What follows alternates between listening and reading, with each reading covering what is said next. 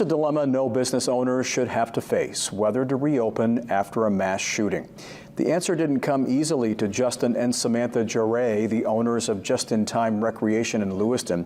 But when they did decide to reopen their bowling alley, they didn't hold back. They reopened today, 6 months after a gunman killed 8 people at the bowling alley before driving to a nearby bar and killing 10 more.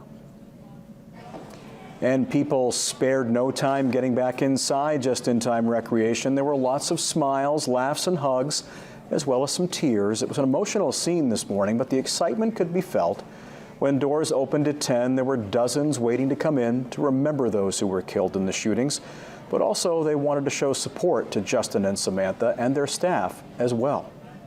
And with this opening, they reaffirmed their love and support for Lewiston, for the victims and their families, and for this precious place we call home. As Justin said, we are still here, and this is for our community.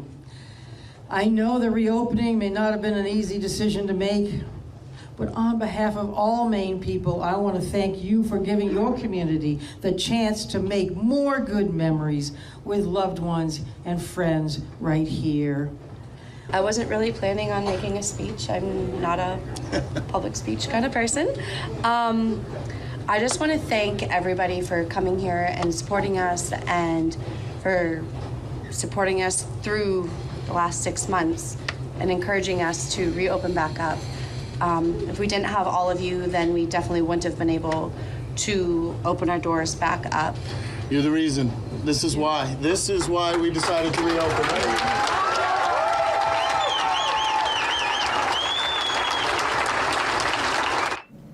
The owner of the second business attacked by the gunman last October, Shemengi's Bar and Grill, also hopes to eventually reopen. But after 25 years on Lincoln Street, the owner is looking for a different venue.